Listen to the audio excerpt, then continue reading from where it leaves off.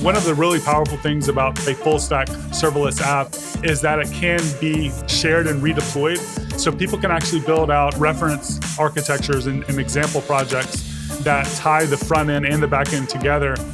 If you want to teach something to someone, teach it in the way that you would want to have taught it to yourself. What I wrote in this book was a distillation of kind of what I've learned over the last 3 years. And if I had just started at AWS, this is the book I kind of would have written for myself. It's an amazing time to be a front-end developer. Hey, this is Brian, and you're listening to JAMstack Radio, a bi-weekly series where we discuss the JAMstack, a new way of building websites and apps that are fast, secure, and simple to work with. JAMstack Radio is brought to you by Heavybit, a program dedicated to helping startups take their developer products to market. For more information, visit heavybit.com. If you're interested in being a guest on the show, or if you'd like to suggest a topic, find us on Twitter at JAMstack Radio. Welcome to another installment of JAMstack Radio. On the line, we got Nader Dabit. What's up, Nader? Hey, what's up, Brian? Thanks for having me back. Yeah, it's a pleasure. For our listeners, if you're normally just reading his blog post and never had the chance of seeing him speak at a conference, Nader was on episode number 32, talking about progressive web apps and AWS Amplify as well. And I think at the time, too, you were pretty new to Amazon, specifically as an employee. So do you want to tell us what you've been up to since? Yeah. So I've been there now for a little over 2.5 years. I started in January of 2018. And I have continued to work on the team that used to be the mobile team, and now we're kind of transitioning into the front end and mobile team. So we're kind of doing a lot of stuff with web, and we're consistently focused on improving the developer experience for AWS, specifically for devs that are typically front end or mobile developers that are not cloud developers. And we're really mainly focused on lowering the barrier to entry, really for cloud computing, and making it easy for developers to kind of use the existing skill set that they've been using to build things like JAMstack apps, React apps, Vue, even iOS and Android, and kind of take that skill set. And we're trying to enable them to kind of apply it to build cloud apps. And that's really what I've been working on for the past couple of years. Yeah, that's what I was super impressed with in our original conversation, and sort of lowering the barrier of entry to getting into mobile development, which was a specific thing the team you're working on, kind of in the tune of Firebase. And we went in this conversation already, but things like that I enjoy with tools like Amplify, now that you're working with, is that I don't have to make all the decisions up front. I can sort of opt them in. Is that still the case when you leverage tools like that? Yeah, pretty much. I mean, we've done a lot of work around a CLI, which is essentially a CloudFormation or infrastructure as code generator that is agnostic to the actual service names and all of the lingo and acronyms and naming that kind of goes along with understanding how the underlying infrastructure works. And kind of we have a little higher of a level of an abstraction that allows you to use words that we're familiar with and terminology that we're used to saying, like authentication and APIs and GraphQL and stuff like that. And, we're using the CLI as kind of the base for generating these cloud services. And it's just one of the few parts, though. And now we've built a lot of other things, into Amplify, I think, since we last talked. And, we're now focused a lot on hosting and integrating all of these things together, the CLI, the client, and the hosting. But you can also just kind of take one of these pieces and use them without using the other three pieces. So they work really well together, but they also really work well standalone. And that's just one of the things that we're trying to make easier, to make people understand that they can do that, but also to make them work well together if they do choose to go that path. Cool. And I'm curious too as well, because part of the reasons that you're back on the podcast is because the book you just released. I haven't read the book yet. I hope to grab a copy soon, but the title is Full Stack Serverless. So I'm curious of, I guess, the title itself, but also how does that also encompass in some of the stuff you've been working with AWS as well? Yeah. So, I mean, the book came out of a discussion that I had with someone from O'Reilly, actually. So I finished writing my first book, which was React Native in Action, and that was with Manning Publications. And I've always wanted to write for O'Reilly, and I've heard good things about writing for O'Reilly as far as the process is concerned. So I kind of wanted to do that, but I didn't know who to talk to. And I actually went on LinkedIn and just found an acquisition editor and just inboxed her. And I was like, hey, I want to write a book for O'Reilly. And it was actually that easy to at least get a conversation going. Of course, from then you have to pitch your idea and you have to submit a proposal, and the proposal then gets iterated on and there's pushback, and you have to kind of get to the point where you get your idea accepted.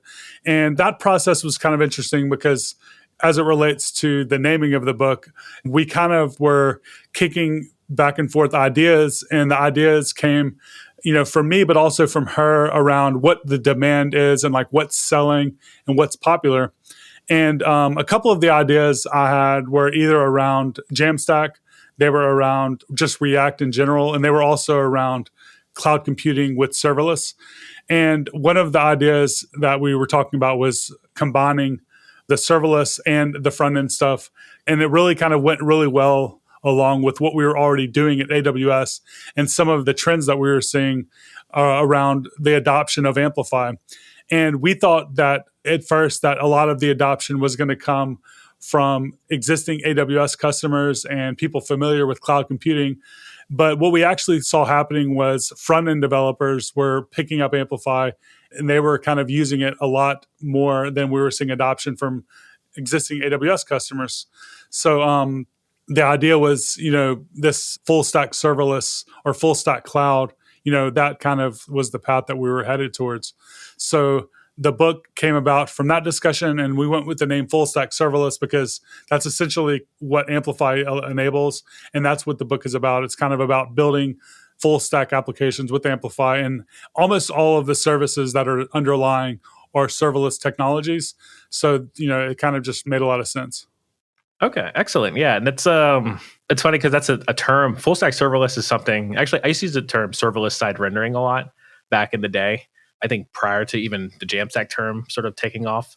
And it was really just around, I was just trying to attempt to do a bunch of stuff without all the complications of things like server-side rendering, managing full stack monolithic applications.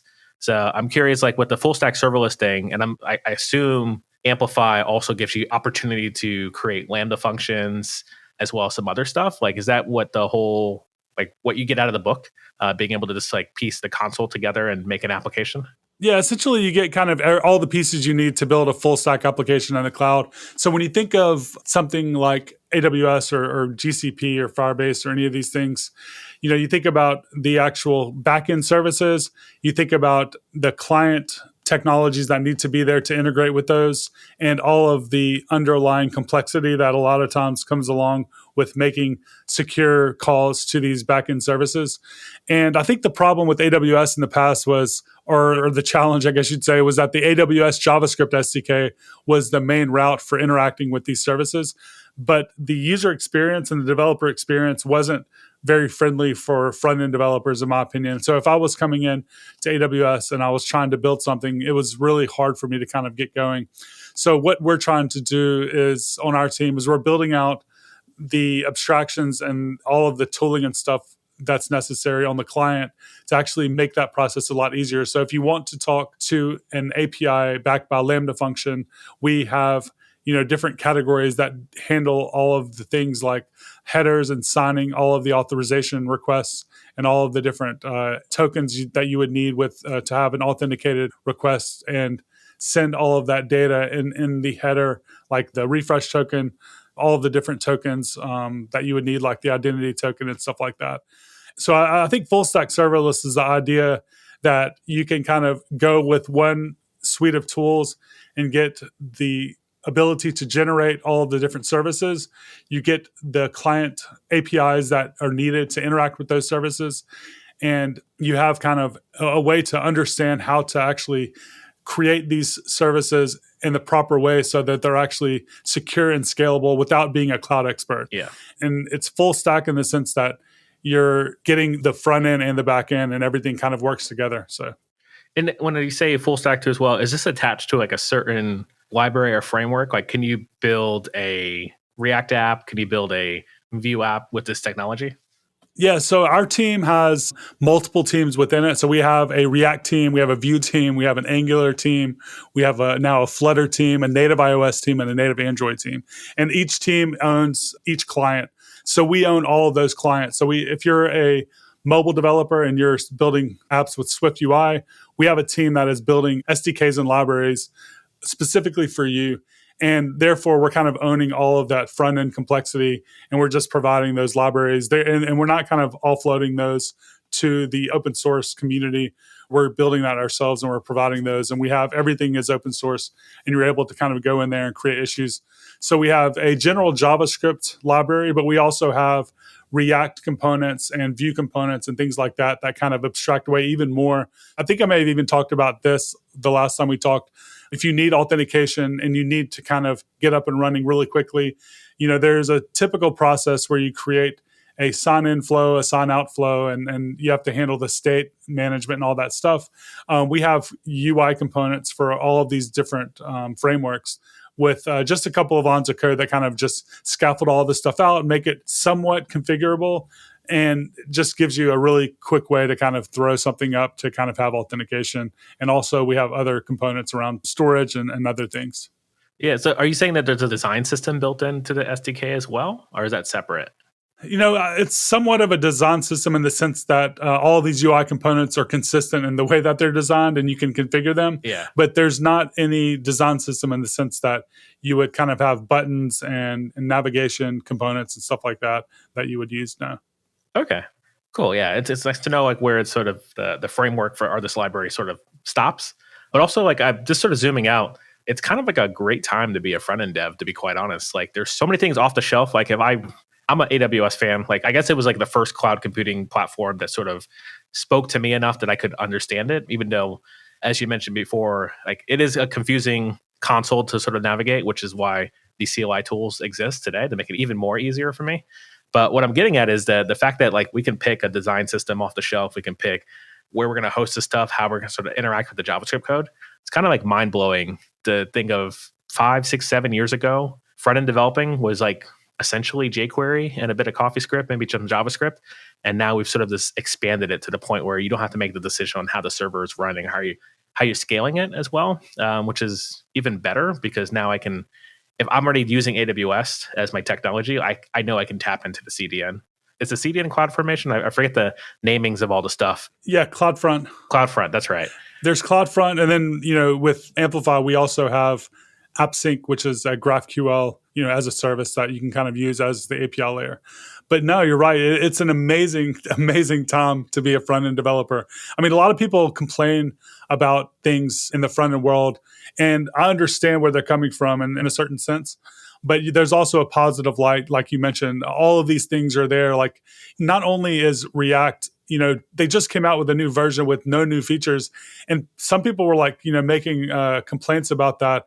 But most people weren't. Most people are actually pretty positive about it. And I think it's really cool to see that we're to a point where a major framework comes out with a major version without any new features, because maybe there's enough already there to make everything already work really well. And then you look at stuff like Gatsby and Next.js that make building, static sites and also whatever you call Next.js with these dynamic routes and API routes so easy. And then you have stuff like Netlify, and you have stuff like what Azure is doing with their serverless functions, and they're doing a lot of stuff with static sites and front end stuff. You have GCP with Firebase, and they're improving and stuff all the time. I mean, there's so many amazing options. Then you have stuff like Begin. Have you looked at Begin yet?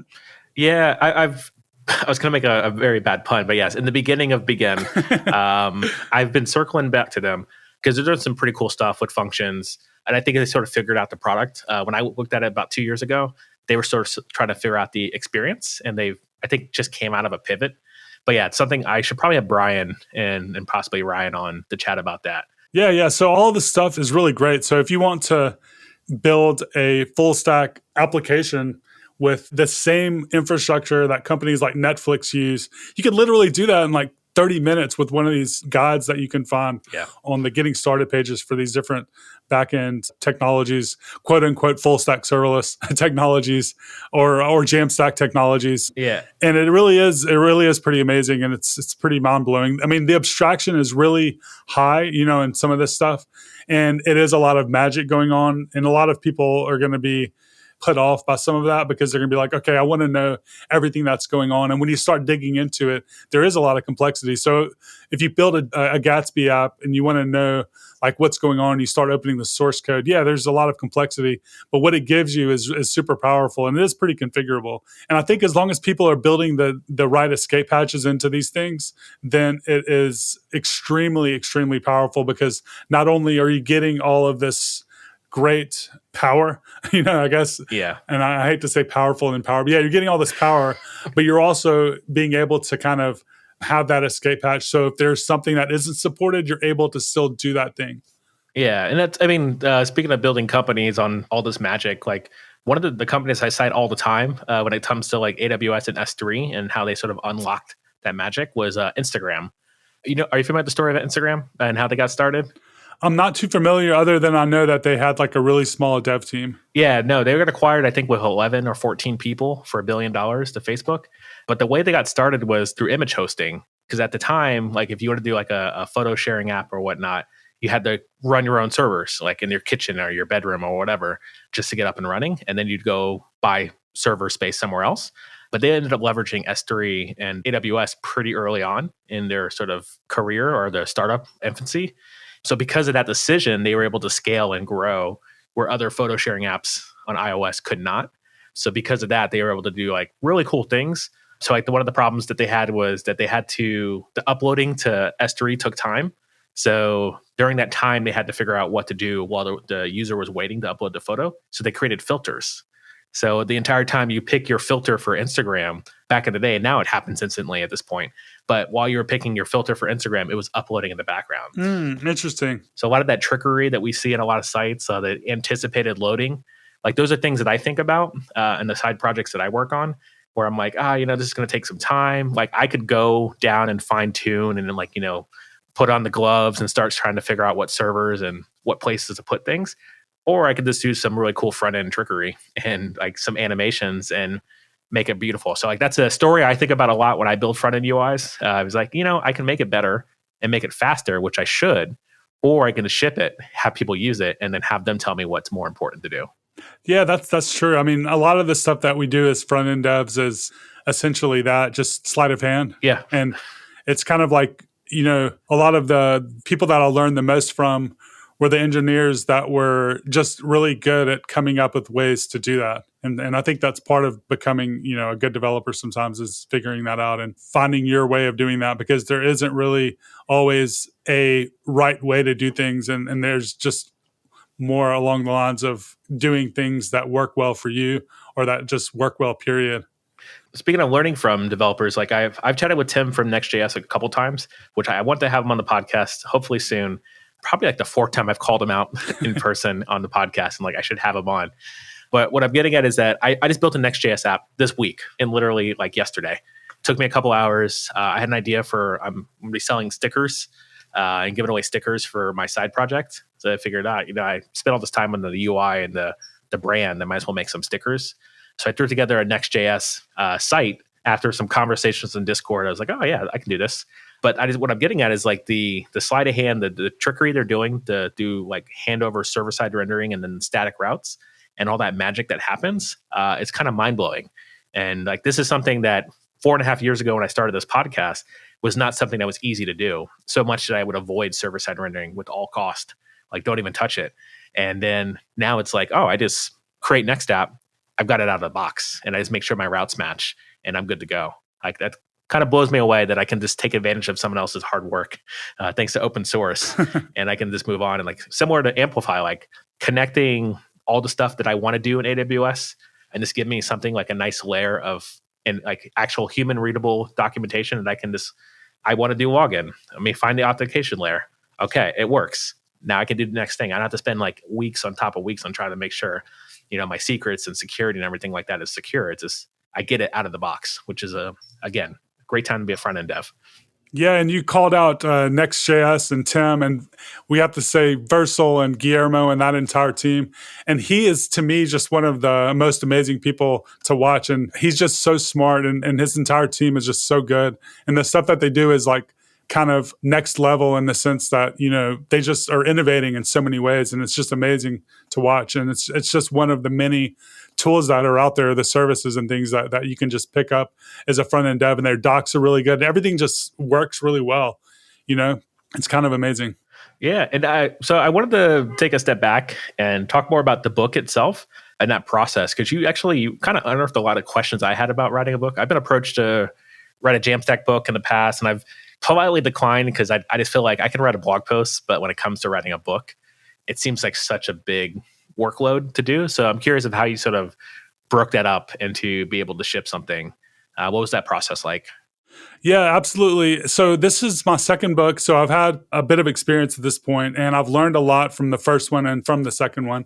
And I feel a lot more confident now about even writing another one. I would say after my first book, I was a little discouraged about writing because the process was so long and it was so much work. And, the payoff that you get is kind of, you're not sure like what's going to happen when the book gets out. And then there's the discussion around, should you self-publish or should you go with a well-known publisher? And I have some pretty good, idea around my opinion there and stuff. But I would say the process is kind of just like anything when you're trying to undertake something very big.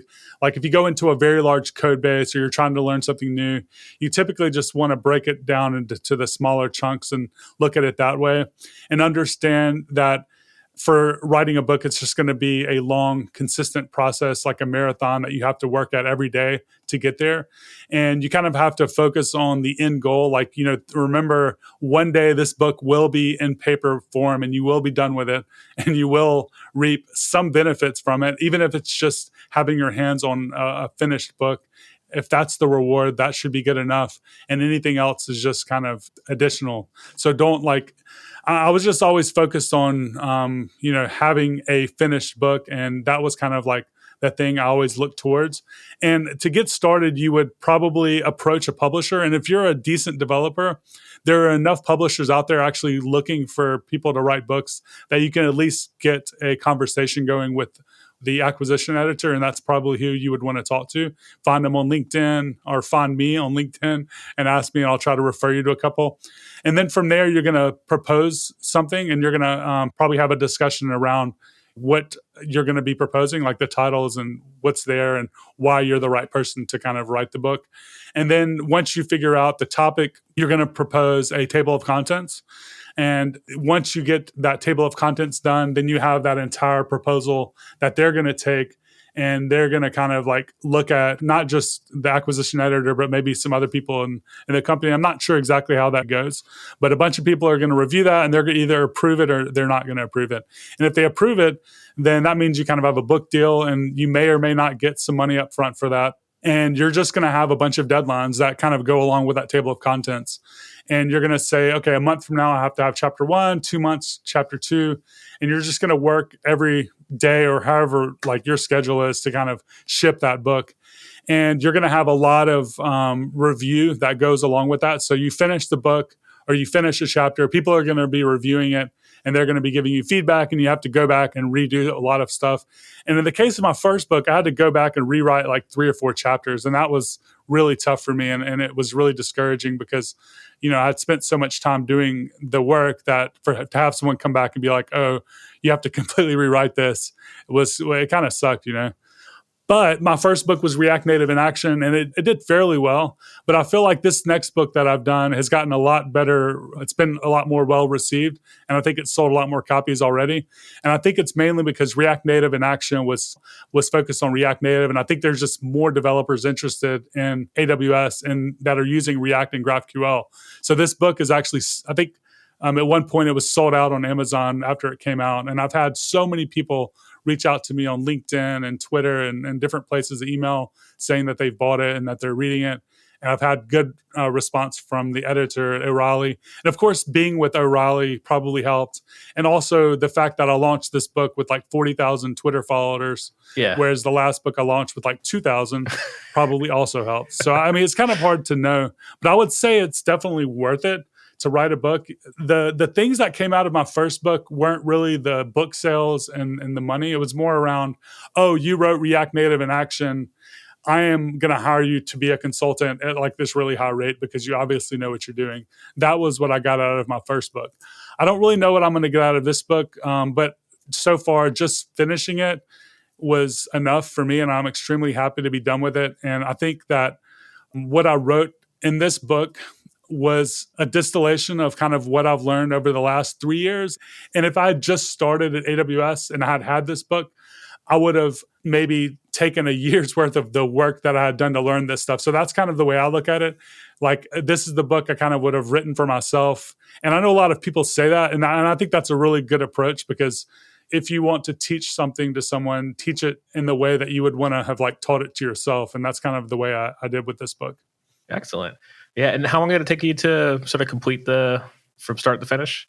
So this book wasn't that long. It was like maybe a 8 or 9 month process. And my first book was much longer. And I think that's just because this book is a little shorter. I think it's 11 chapters. And also, I have to say, working with O'Reilly has been really, really nice. And they're very, very quick to respond. And the feedback they give is very good and very concise and very actionable. Excellent. Yeah, I look forward to picking it up. Hopefully it's not sold out anymore. But yeah, definitely going to grab that. So all those concepts between learning AWS, but also Amplify, as well as GraphQL, like those are all things that I'm super, super into right now. And it's good the one thing I like about picking up books on even technologies I already know is that I always find out something that I didn't know by just learning from other people, watching a screencast, going to their conference talks.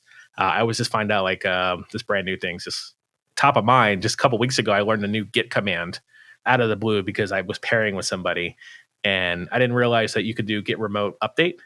And that basically just grabs the remotes, but also updates at the same time, which is kind of like if you did Git fetch. Anyway, that's too much in the weeds, off topic. But no, I totally get it. I'm always learning something from someone. I love Twitter because I see so many different people sharing so much interesting stuff. I love Egghead because I learn from those short, concise videos. I love YouTube. Yeah, I'm there with you, and I'm always picking up books. Yeah, can I ask, how did you get 40,000 Twitter followers from 2,000 as someone who is on their way to 40,000 from 4,000? Well, I think working at a big company helps for sure. And from there, you kind of have people assume that maybe like they would probably be more likely to follow you. And I've just been consistently talking about stuff on Twitter, trying to make jokes, memes, get involved in like interesting conversations, sharing stuff and noticing like what people respond to and what they don't respond to, and trying to kind of gravitate my tweets towards that. I don't want to be one of those people that just says stuff just for engagement, like I've seen happen a lot in some areas.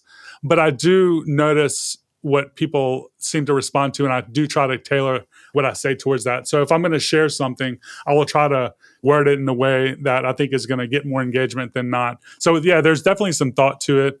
Just being consistent and sharing stuff and trying to kind of make it part of my daily routine to respond to people and get in interesting conversations over time has gotten to that point. I mean, it didn't happen like overnight. It's definitely happened over the course of the last 3 years, a few hundred followers a month or whatever over time. Yeah. And I would say that the pictures of your wife's cooking. Oh, yeah. I like those all the time. Man, food is like my thing. I mean, everyone loves food, right? But like, no, I love talking about food on Twitter and posting pictures. And I think that a lot of people, so I'm Palestinian, and my wife and all of my wife's family and even my own family is always cooking interesting and delicious Palestinian and Arabic food. So I always post that. So if you're interested in that, follow me on Twitter. Yeah. Actually, I need to start responding because I always have questions. I show my wife, I'm like, hey, what is this? Like, we need to make these things. But yeah, I'll jump in the conversation next time you have dinner and you post it for sure. Yeah, if you ever need recipes, hit me up. If you ever come in near Mississippi, hit me up. We'll have you over.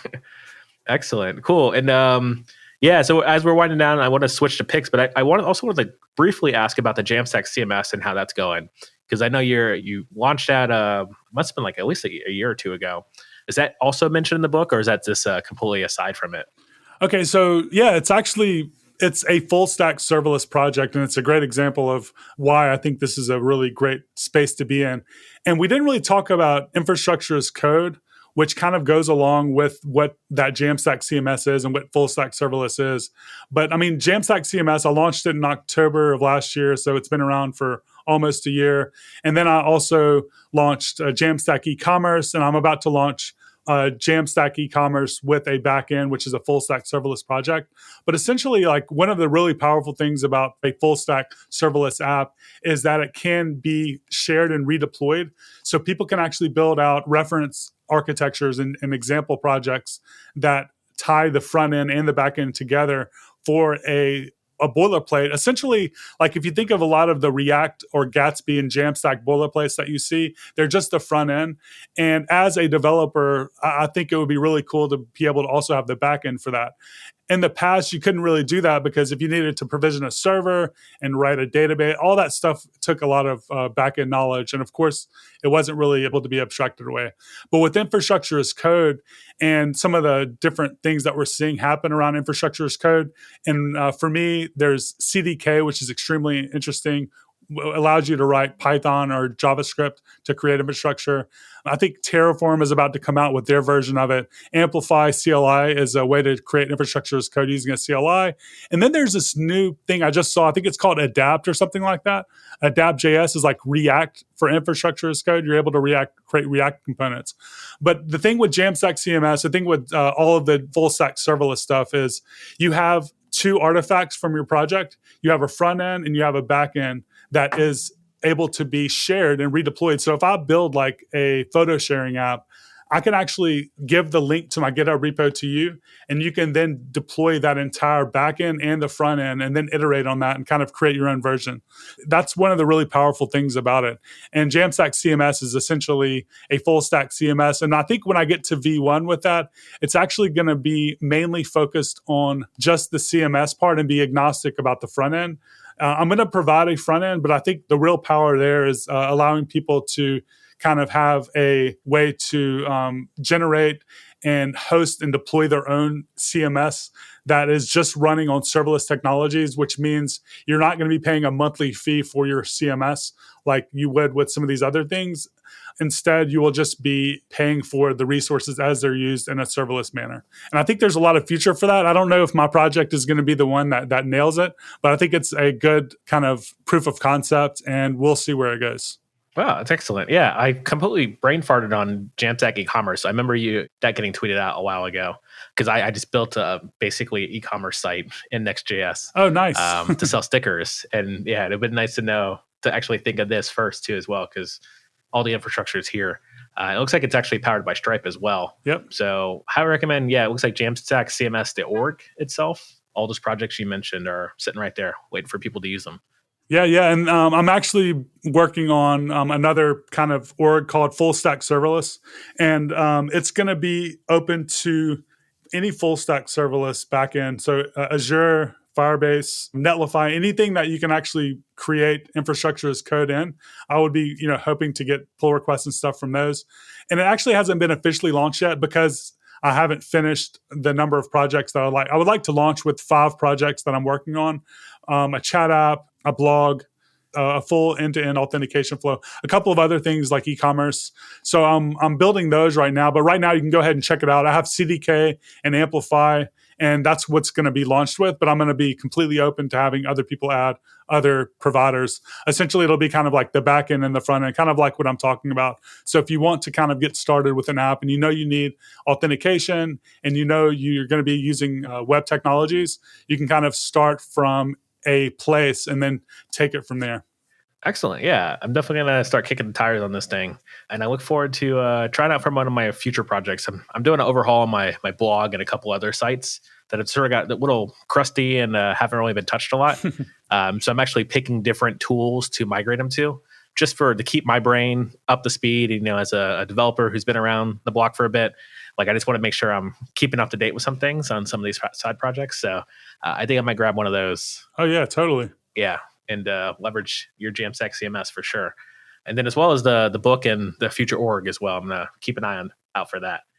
So I wanted to transition us to picks. I appreciate the conversation, Full Stack Serverless, the book, talking about Amplify, talking about Jamstack as a whole and just front of the dev. I hope everybody's got real good insights from this conversation. And I think we could all find each other on Twitter as well. Actually, what is your Twitter, since we spent some time talking about it? Yes, it's Dabit3, DABIT, and the number 3.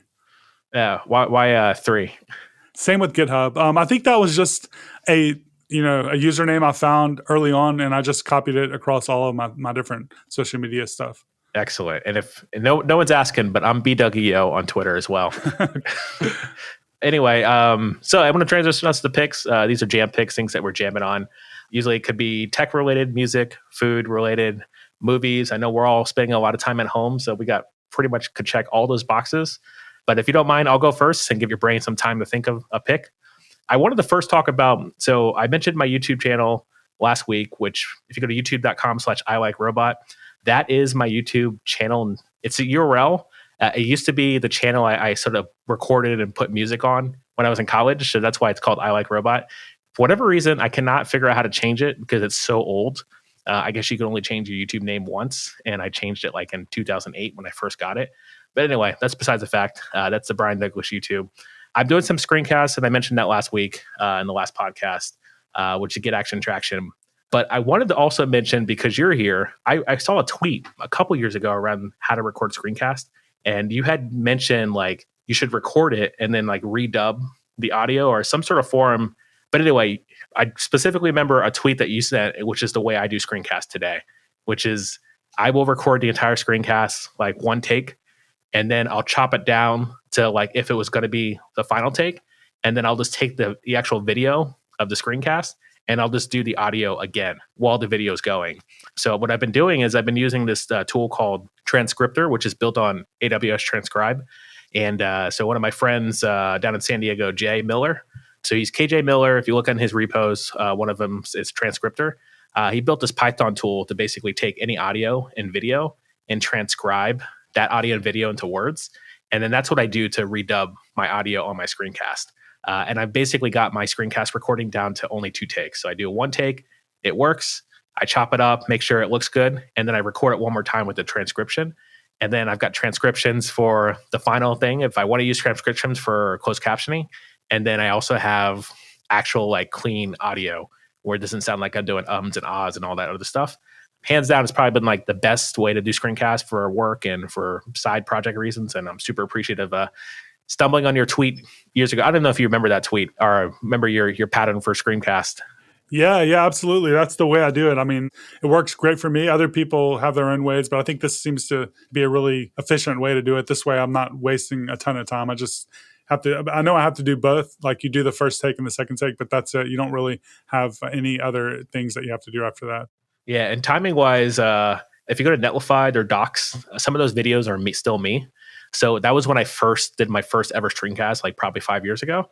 And then after I did those, I spent like probably like a Friday, like this recording all these 2-minute videos, but it took me half a day to do because I didn't know what to do and how to approach it and how to plan it. So I just figured it out then. And then I ended up seeing this tweet of you explaining how you did your screencast. I was like, genius. So ever since then, I've been able to sort of optimize. Awesome. I did have one more pick too as well. Being in the house with my 6-year-old, we played a lot of Super Smash Brothers Ultimate, which is sort of like a nice trip down memory lane. Like when I was a kid, the Smash Brothers on 64 was like that had been out. I played that and I was like pretty boss on that. I am not great at Smash Brothers today, so I've got a lot of learning to do. But big fan of the Switch and leveraging Smash Brothers. So everybody grab a copy, and if you DM me, follow me on Twitter, and then DM me, and I'll tell you my Nintendo handle, and we'll battle. Cool. So you got some picks? I guess my picks are going to be a couple of people that I've been following on Twitter that are doing some cool stuff. The first one is Catalin Miron. So it's CATALINMIRON. And he's doing some really, really cool stuff with React Native. And React Native has always been my thing, and I'm always interested in seeing what people are doing. And he's doing some really interesting stuff with animations and just UI stuff. He's been creating some really cool videos and releasing the code that goes along with that. So that's someone I would check out, and I'm pretty interested in that. And then there's Jan Sui. He's the Burning Monk on Twitter, and he's doing a lot of interesting stuff around serverless. So if you're interested in just really raw serverless stuff in the sense that he's doing stuff closer to, using CDK and serverless framework and stuff like that, or just direct AWS services. He's creating a lot of really great content. He does free blog posts and videos and stuff, but he also has a couple of paid courses. And he's someone I really am interested in and I enjoy following. And then the last person is Kilo Loco. He's someone that joined our team at AWS about 2 months ago, and he has a really good YouTube channel.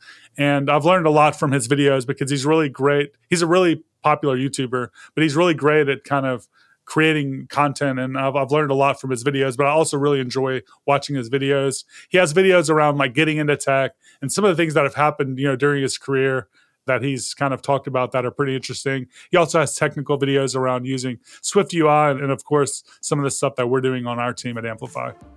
Very cool. Yeah. Well, hopefully everybody can find those links in the show notes. Again, Nader, thanks for coming on, chatting about the full stack serverless, and listeners, keep spreading the jam. That's all the time we have for today. If you're interested in being a guest on the show, or if you'd like to suggest a topic, find us on Twitter at JAMstack Radio. To learn more about Heavybit, visit heavybit.com. And while you're there, check out their library. It's packed with amazing talks on sales, marketing, product, and general management from founders of developer tools companies and other industry leaders.